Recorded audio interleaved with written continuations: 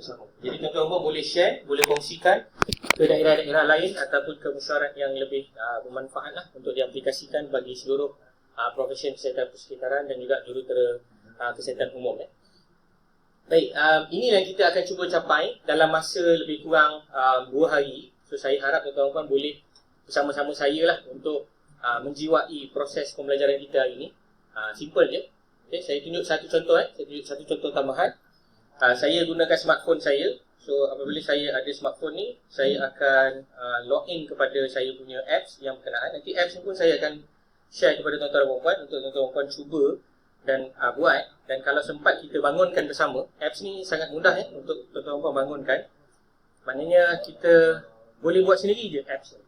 So dalam masa 2 hari ni kita akan belajar jugalah, kalau tuan-tuan dan puan berminat, macam mana cara nak membuat aplikasi yang mudah bagi tujuan data collection menggunakan smartphone.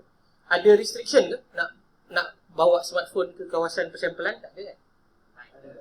Line internet lah kadang-kadang tak ada kan. Tapi dia tak ada limitasi lah. Maknanya tak boleh bawa macam kawasan military kan, dia tak boleh bawa handphone dan sebagainya. Kat sini saya rasa tak ada lah kan. Okey, saya ambil contoh saya akan buka satu aplikasi. Okey, aplikasi ni simple je nak bangunkan. Nanti kita akan bangunkan bersama-sama. Apa yang saya akan buat sekarang adalah saya akan memasukkan latitude dan longitude. Okey, kemudian saya akan meletakkan data lah. Contoh kat sini data pH kan. Saya letak kat sini data pH jadi 15 lah. Data yang paling dahsyat lah sebab pH kan sampai 14 kan. So kalau 15 tu kira mungkin air daripada tempat lain lah. Okay, saya ambil gambar tuan-tuan dan puan-puan lah sebagai bukti. Air 15 tu kat mana? Contoh. Okay, saya akan letakkan komen dan saya akan letakkan data. Nanti tuan-tuan dan puan akan lihat apa yang terjadi. Selepas saya masukkan data ni, dalam masa beberapa saat data tu tadi sebenarnya telah saya synckan kepada Google Cloud. Dan sekejap lagi tuan-tuan dan puan, kalau kita refresh kita punya dashboard ni, kita akan dapati bahawa data tu akan update lah dan akan ada wujud lah. Ni data yang saya masukkan 15 tadi. Nampak tak? Ada satu data lah warna merah sini 15. Ini pH tahap Satria Baja Hitam macam tu lah. Tahap dewa, betul. Jadi apa kepentingan kita buat geospatial ni? Maksudnya maklumat tadi bukan saja maklumat data yang kita ada, kita juga ada maklumat spasial, kita juga ada maklumat perkataan, kita juga ada maklumat masa, tarikh, waktu. Itu panggil temporal lah kalau dalam istilah kita. Dan kemudian kita ada maklumat yang berkaitan dengan deskripsi. Kadang-kadang kan inspektor kesihatan, mereka sangat pentingkan penilaian risiko kesihatan, betul? Macam contohnya berapa ramai orang yang nak gunakan air, apakah tahap kesihatan penduduk, apakah ada penyakit yang pernah berlaku dekat sini dari segi pencemaran penyakit bawaan air berjangkit dan lain-lain. Jadi semua perkara ini dapat dinilaikan untuk diletakkan keutamaan, untuk kita ketahui jarak daripada satu lokaliti ke lokaliti yang lain. Even tuan-tuan dan puan dah ada maklumat spasial ni, tuan-tuan dan puan dah boleh buat budgetary. Contohnya, kita nak pergi supply dan buat satu sistem sistem air dekat kawasan A. Berapa jarak daripada PKD untuk pergi, untuk buat quotation ke, untuk buat estimate harga dan sebagainya. Sebab kita tahu kan jarak berapa kilometer, berapa banyak kos yang kita perlukan untuk transportation dan lain-lain. Itu adalah aplikasinya. Saya harap tuan-tuan dan puan berminat lah. Boleh ke nanti saya share benda-benda ni? Boleh Kalau tak mengikut spesifikasi, nanti saya fikirkan lagi lah yang macam mana lagi supaya lebih advance, supaya tuan-tuan dan puan dapat dalam ni. Selain daripada menggunakan dashboard sendiri, kita juga akan explore nanti bagaimana data-data ini kita boleh visualizekan dekat dalam tuan-tuan dan puan punya Google Map. Saya rasa semua pernah pakai Google Map, semua pernah pakai Google Earth. So kita akan visualizekan all that things. Okay, itu adalah introduction sikit lah mengenai apa yang kita akan bincangkan hari ini. Baik, tanpa buang masa lagi, izinkan saya untuk cerita sikit lah tentang teori dan asas tentang GIS ni. Saya rasa yang ini agak sedikit bosan lah sebab teori tapi saya akan cuba pergi secara superficial supaya tuan-tuan tidak terkejut apa yang kita nak bincangkan. Saya cuba cover dalam lebih kurang 15 minit ke 20 minit sahaja. Selepas tu kita terus buat praktikal, boleh kita terus buat praktikal sebab banyak orang-orang inspektor kesihatan sekarang ni kita suka benda yang praktikal. Kita tak suka benda-benda teori-teori ni sangat.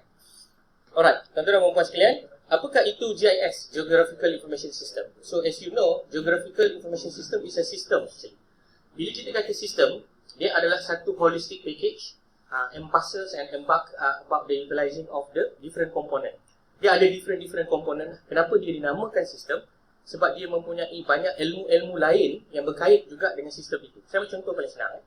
sebelum kita boleh cerita GIS sebagai satu sistem, kita kena faham dulu geografi. So, apa yang penting dalam geografi yang tuan-tuan faham? Paling mudah adalah let apa? Let long ke? Long let, long let, apa benda itulah. Let long tu adalah paling basic, iaitu unjuran yang ada pada latitude dan longitude ataupun paksi X dan Y. Itu adalah menentukan posisi. Tadi engineer ada bagi tahu mengenai elevation. Elevation tu adalah paksi yang lagi satu lah, yang dinamakan sebagai paksi Z. Yang itu adalah basic lah dalam kita bincangkan mengenai GIS. So, dalam maklumat GIS yang tuan-tuan akan ada dan telah ada ni, even nanti kalau tuan-tuan dah ada data sendiri pun, tuan-tuan boleh maklumkan kepada saya, boleh share, kita boleh berbengkel. Saya akan tunjukkan macam mana cara nak gunakan data tu untuk tujuan membuat pelaksanaan tugas dengan lebih baik, dengan lebih cepat lah, dan bermaklumat. GIS ni adalah salah satu teknologi yang digunakan sekarang. Cuma kita di bidang kesihatan persekitaran ataupun bidang jurutera kesihatan umum ni, saya percaya kita masih gunakan pada tahap yang sederhana ke tinggi lah. Kita masih belum fully utilize. Sebab di negara-negara maju, kita dah gunakan apa yang dipanggil sebagai aerial. Aerial maknanya dah guna pakai drone. Saya pun percaya Environmental Health pun dah ada pakai drone lah. Tapi not for spatial lah, for screening and other purposes. Dekat negara-negara lain, kita dah gunakan untuk tujuan membuat analisis menggunakan drone lah ataupun aerial. So, GIS yang tuan-tuan lihat di sini adalah contoh layer. Layer bermaksud macam kek lapis lah. Tuan-tuan pernah makan kek lapis, kek lapis Sarawak ke kek lapis yang berkenaan. So, tuan-tuan akan nampak kita ada real world, land usage, kemudian kita ada parcel, street and also customer. Ini adalah contoh kenapa kita guna maklumat GIS. Kalau boleh lah, saya cadangkan, selepas ni maklumat-maklumat bakas, kemam, jangan lagi pakai, kalau boleh lah saya cadangkan, jangan lagi pakai data yang dalam bentuk tabular biasa. Pastikan data tuan-tuan disusun dalam bentuk GIS ataupun dalam bentuk geospatial. Nanti saya akan ceritakan macam mana nak buat data-data tu. Simple saja. Dan kalau tuan-tuan dah buat sekali, dia akan berterusan sampailah di akhir zaman. Dan jangan risau sebab student-student yang akan keluar daripada LKKM pun telah disediakan dengan ilmu ini. So kalau dia orang tak faham, tuan-tuan boleh bagi denda ketuk ketampi lah.